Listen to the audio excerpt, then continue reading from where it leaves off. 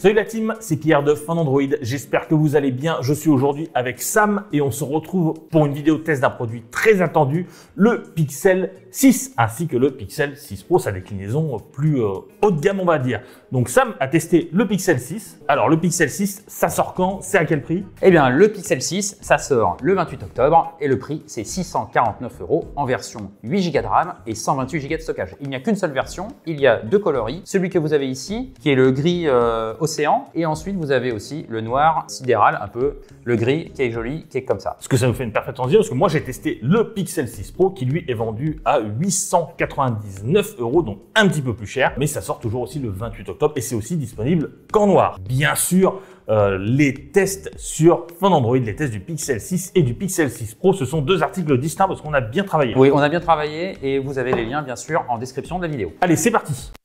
Parle-nous un petit peu du design de ce Pixel 6 qui est un petit peu qui sort de l'ordinaire, on va pas se mentir. Ça, c'est un design qui tranche beaucoup, qui ne va pas laisser les gens insensibles. Soit on déteste, soit on aime. Moi, honnêtement, je ne suis pas très fan. Mais en revanche, je reconnais que Google a essayé quelque chose de différent. Et ça, c'est pas mal. Nous retrouvons donc du verre minéral derrière. Nous retrouvons à l'avant aussi du verre minéral. Là, ici, c'est du Victus. Et là, c'est du Gorilla 6. On a ce bloc photo énorme qui fait toute la largeur du téléphone où on retrouve donc bien sûr les capteurs photo, un autofocus et un flash. Sur les tranches, nous avons de l'aluminium. Ici, vous avez des boutons classiques avec le volume et la mise en marche. Et petite surprise, par rapport à toutes les autres marques sous Android, les boutons sont inversés. Ça, c'est au début, c'est un peu pénible. Ah, ça pique, hein. Et ici, vous avez bien sûr le USB Type C, vous avez le haut-parleur, le microphone, un écouteur ici, un micro ici. Et ici, vous avez un poinçon qui est au centre, contrairement au Pixel 5 où il était au coin. Alors, écoute Sam, tu as fait un petit peu le tour du propriétaire. Je vois pas grand chose d'autre à rajouter parce que le Pixel 6 Pro est quand même très similaire. On a toujours ce bandeau qui est là, qui est serré, un peu particulier. Moi, j'aime beaucoup. Je trouve que c'est très bien pour caler le téléphone. Vous savez, quand on pose le téléphone sur une table et qu'on l'utilise comme ça, bah là, il n'est pas bancal du tout. On peut parler aussi du capteur d'empreinte sous l'écran. Oui, tout à fait. Qui est ici et qui fonctionne très bien. Niveau prise en main, c'est vrai que on est sur un téléphone qui est très soigné. Il est vraiment très agréable dans la main. Alors, le Pixel 6 Pro, il fait 212 grammes. Le Pixel 6 normal il n'est pas beaucoup plus léger. Non, il fait 207 grammes. Voilà, donc ça peut paraître un peu lourd, mais on a quand même un poids parfaitement équilibré. Et surtout, niveau trace de doigts, t'as parlé de la coque, niveau trace de doigts, je trouve que ça reste quand même dans le niveau acceptable. On n'est pas sur une plaque de verre qui attire toutes vos empreintes digitales, mais on a quand même quelques petites traces, mais dans l'absolu, ça se voit pas. Au final, on a un téléphone qui est très bien fini. Et toi, tu disais que t'aimais pas trop. Alors moi, je trouve que c'est justement très joli. Je trouve que c'est très original. Et là, Google a essayé de faire quelque chose de différent. Moi, je loue véritablement la différence qu'essaye de faire Google. Et ça, c'est très bien. Après, bien sûr, le design, c'est une histoire de goût. Et les goûts, c'est difficile de les discuter. Un dernier mot aussi sur les différences entre le Pixel 6 et le Pixel 6 Pro au niveau du design. Donc forcément, le Pixel 6 Pro est plus grand. Vous voyez, on a 6,4 pouces et 6,7. Et surtout, le Pixel 6 Pro dispose d'un écran qui est légèrement incurvé, ce qui n'est pas le cas du Pixel 6. On a un téléphone très bien fini. Niveau finition, qu'on aime ou pas, c'est impeccable. On n'a vraiment pas grand chose à redire. Ça fait plaisir d'avoir un téléphone à ce niveau-là. On va retourner maintenant le téléphone et on va regarder un petit peu ce qu'il y a devant. On va parler de l'écran. Alors l'écran du Pixel 6 Pro, c'est un écran AMOLED LPTO de 6,7 pouces, on l'a dit, en 1440p. Du Quad HD. Du Quad HD, ce n'est pas le cas sur le Pixel 6 normal, avec un taux de rafraîchissement de 120 Hz, ce qui n'est pas non plus le cas du Pixel 6 normal, on y reviendra tout à l'heure. On l'a analysé à l'aide d'une sonde et tous les résultats sont parfaits sur le Pixel 6 Pro. J'insiste bien sur ce point-là, Pro. On a un super contraste, on a des superbes couleurs, que ce soit dans n'importe quel monde, des couleurs très fidèles aux couleurs originales. On a une très bonne luminosité de 550 nits selon nos mesures, ainsi qu'une bonne température des couleurs. On a également un écran qui est très solide. Il n'y a pas par exemple de film protecteur sur l'écran. Là vraiment c'est la seule protection et c'est vrai qu'au bout d'une semaine on n'a constaté aucune micro-rayure, aucun dommage réalisé sur l'écran. D'ailleurs ça c'est pour notre cas parce que c'est vrai que nos confrères de chez Tom's Guide nous ont dit qu'eux avaient vu quand même quelques petites rayures, donc là il faudra faire super gaffe. C'est difficile pour l'instant de faire mieux sur le marché. On a un écran qui est parfaitement calibré, vraiment rien à redire de plus. Par contre, je crois que c'est pas tout à fait le cas pour le Pixel 6, Sam. Alors le Pixel 6, il est légèrement moins bon, clairement. Google a mis moins de soin à faire l'écran du Pixel 6. Nous sommes donc sur une dalle de 6,4 pouces. La définition est Full HD+, et non pas Quad HD+. La résolution est de 411 pixels par pouce, ce qui est bien pour les usages du quotidien, ce qui est bien aussi pour jeux vidéo, pour regarder des films, etc. Nous sommes sur un taux de rafraîchissement rafraîchissement de 90 Hz, légèrement adaptatif, ça veut dire que vous pouvez choisir de le fixer à 60 ou vous pouvez le mettre à 90 Hz. Et si vous le mettez à 90 Hz, Android choisira, selon les contenus, de passer en 60 ou en 90. C'est aussi le cas pour le Pixel 6 Pro avec 120 Hz. Donc c'est pas un écran adaptatif avec, par exemple, qui peut aller de 10 à 90 Hz. Normalement, celui du Pixel 6 sera coincé entre 60 et 90. Je pense que l'écran du Pixel 6 Pro peut aller plus bas parce que c'est un écran LTPO, mais on n'a pas eu vraiment les mesures pour le confirmer. Donc sur le papier, il est clairement moins bon, mais qu'en est-il à l'usage? À l'usage, les couleurs sont belles, mais elles auraient pu être plus. Elles auraient pu être plus fidèles. Avec la sonde, on a trouvé un delta E qui était légèrement plus élevé que ce qu'on avait l'habitude d'avoir sur des très hauts de gamme. On est plutôt sur du 2.8 par exemple, alors que finalement, on arrive à passer en dessous des deux avec certains téléphones. Mais ça reste quand même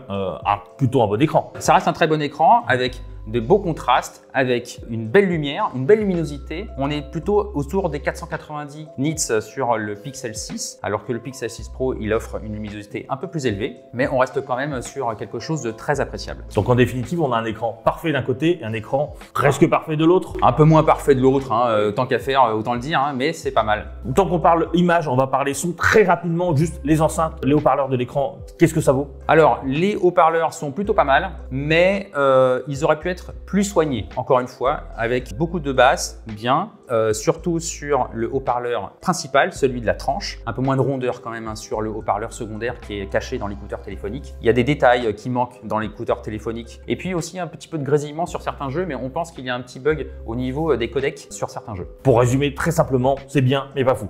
C'est bien mais pas fou, exactement. Bon, maintenant, on va s'attaquer à un gros morceau de ce test qui est bien entendu la partie logiciel et processeur parce que Google nous réserve un processeur maison. Du coup, un nouveau processeur, le Google Tensor. Alors, Sam, explique-nous ce que c'est. Alors, le Tensor, c'est le premier processeur développé par Google en association avec Samsung pour équiper les pixels. C'est donc la réponse de Google à Apple pour tout ce qui est Apple A15 par exemple, A15 Bionic que vous retrouvez dans l'iPhone 13. Avant, nous avions que des processeurs Qualcomm, donc ça veut dire que c'est Qualcomm qui développait le processeur et ensuite Google reprenait ce processeur, l'adaptait dans son Pixel et il y mettait Android dessus. Voilà, c'est quelque chose de très fluide. Franchement, il y a de belles performances, des performances qui ne sont pas les plus élevées qu'on a sur le marché Android aujourd'hui. Clairement, le Snapdragon 888 offre des performances brutes un peu plus élevées, on est plus autour du 870 par exemple. Il y a un petit peu de chauffe, que ce soit en jeu ou que ce soit aussi en photo par exemple, parce qu'il y a beaucoup d'intelligence artificielle, donc conclusion, ça fait travailler un petit peu le Tensor, donc on a un petit peu de chauffe. Pendant les jeux, on a un tout petit peu de ralentissement, mais pas grand chose, surtout si vous êtes sur des jeux très gourmands avec des graphismes très élevés. Genshin Impact, par exemple. Impact à 60 images par seconde avec les graphismes très élevés, ça empaille un tout petit peu, hein, tant qu'à faire, tant qu'à le dire. Et puis on a une stabilité qui est moyenne, qui est autour des 55-56%, ça veut dire que vous perdez entre 45 et 44%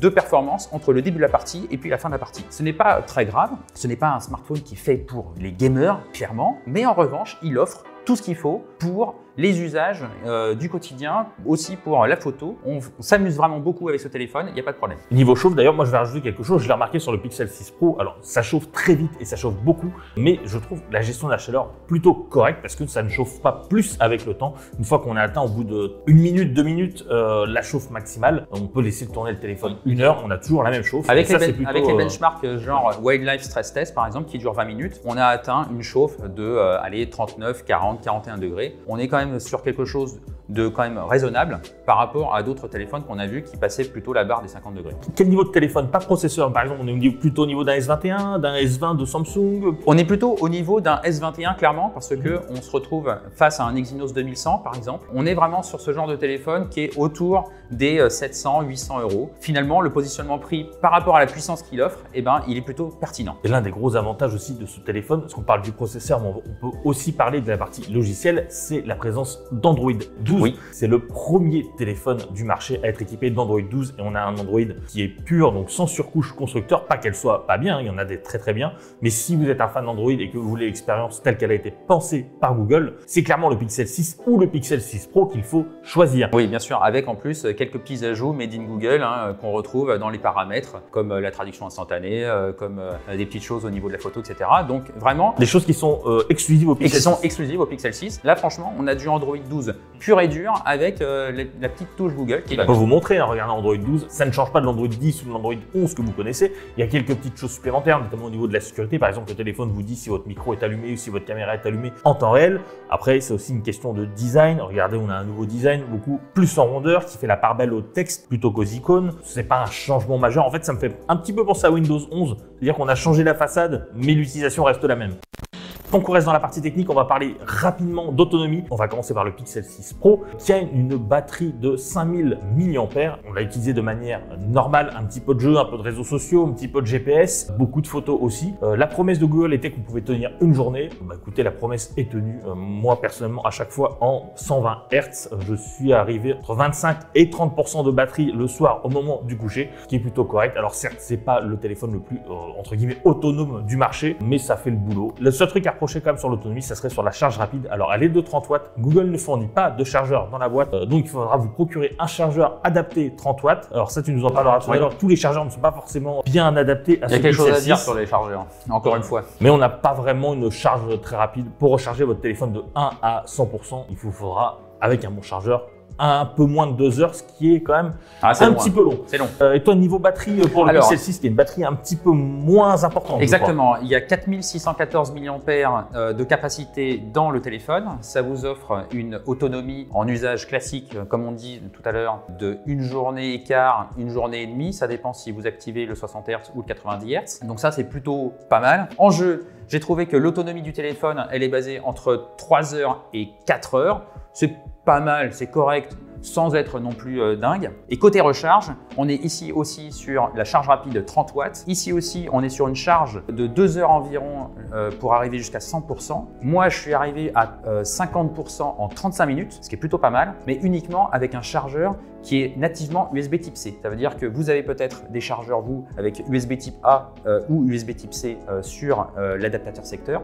Attention donc, parce que l'USB type C, il permet justement au téléphone de savoir quand on est vraiment en 30 watts ou pas, et donc il prend la charge en 30 watts ou pas. En USB type A, il ne le prendra pas. Moi, j'ai essayé par exemple avec le chargeur du Find X3 Pro, qui est USB type A, il n'a jamais voulu charger en 30 watts, il a chargé en 3 heures. C'est énormissime pour charger 4600 mAh. Disons que c'est pour moi le seul vraiment gros point faible du téléphone, même si vous l'aurez compris, niveau autonomie, on reste quand même dans le domaine du bon. Et sur la recharge, ça aurait pu être mieux. C'est un peu de moins bon. Et donc maintenant, on va parler du très bon qui est la partie photo. Donc je te laisse officier parce que le Pixel 6, c'est un peu le modèle Vanilla. Avant de commencer, je précise qu'on a les deux mêmes capteurs sur les deux téléphones, sauf que le Pixel 6 Pro a un capteur supplémentaire. Côté photo, nous avons donc deux capteurs à l'arrière. Un premier 50 mégapixels avec objectif ouvrant à f1.9. Il y a un stabilisateur optique. La taille des pixels est de 1,2 microns et il y a un autofocus omnidirectionnel. Ça, c'est très bien. À côté, nous avons un objectif grand angle, 114 degrés, ouvrant à f2.2. Et le capteur qui est derrière, c'est un 12 mégapixels. Il y a aussi ici un autofocus laser. Ça, c'est vachement bien parce que ça vous permet de prendre une photo très rapidement, très nette. Le résultat, c'est le capteur photo principal, offre de belles photos de jour et de nuit. Ça, c'est vraiment très très bien, avec de belles couleurs, avec beaucoup de luminosité. On est vraiment sur une expérience qui est bonne. On a aussi de beaux portraits. On a un zoom qui est ici numérique uniquement. En 2 fois, ça reste très bon. À 7 fois, c'est un peu moins acceptable quand même. Nous avons donc, avec le grand angle, des belles photos aussi de jour, moins de nuit parce que le capteur, il est beaucoup moins lumineux, donc vous perdrez en détail dans les ombres. Ça, c'est dommage. Et enfin, vous avez ici un capteur 8 mégapixels. Ça fait des selfies qui sont très beaux, qui sont très sympas. On voit qu'il y a beaucoup de traitements d'intelligence artificielle pour les selfies, pour les portraits. Et pas que, aussi dans les photos. Ah oui, bien sûr. Ça se ressent vraiment beaucoup, surtout avec les selfies parce que on a un petit peu de lissage en fait sur les détails du visage. Et ça, c'est dommage. Bah écoute, tu as dit l'essentiel sur les deux capteurs principaux. Sachant que ce Pixel 6, on l'a dit, a un capteur téléphoto, donc avec un zoom optique x4. On va pas se mentir, c'est un excellent capteur. C'est peut-être pas le meilleur du marché. Par exemple, le S21 Ultra a peut-être un meilleur capteur, mais au final, on est vraiment dans le domaine de la qualité d'un haut de gamme. Sachant que c'est un capteur qui est aussi étonnamment, qui est très utile pour prendre des gros plans. C'est vrai qu'il n'y a pas de mode macro sur ce Pixel 6 Pro ou Pixel 6 normal. Le Pixel 6 normal non plus n'a pas de mode macro. Après, pour ce qui est des photos, on a quand même des photos d'excellente qualité. On est vraiment l'un des meilleurs photophones Android selon moi. Tu as parlé du mode nuit qui est juste nickel. Il y a un capteur qui est très réactif. Après, c'est vrai qu'il y a quelques petits défauts comme l'ultra grand angle qui n'est pas non plus incroyable. Mais dans l'ensemble, on a un très très bon photophone, je l'ai déjà dit, qui est renforcé donc par ce traitement logiciel. Oui. C'est vrai que Google a beaucoup insisté. Par exemple, tu as parlé des selfies, on peut les modifier a posteriori, merci Sam. Donc on peut par exemple lisser la peau ou même changer l'éclairage de votre selfie si vous voulez avoir le selfie parfait.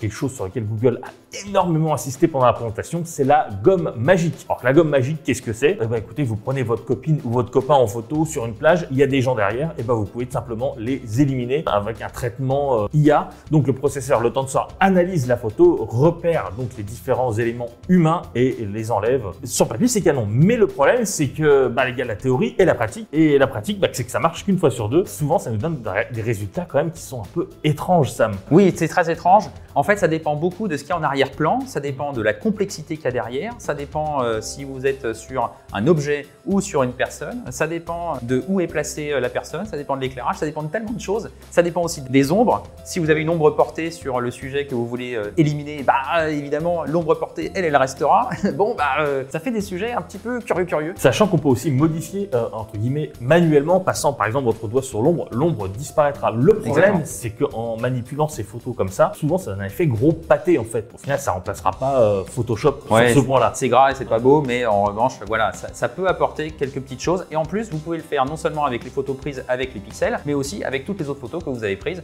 ou même celles que vous avez téléchargées sur Internet. Et ça, c'est marrant. Tant qu'elles sont sur Google Photos. Donc, si vous voulez voir un petit peu le résultat de cette gomme magique, on vous encourage à aller voir nos tests.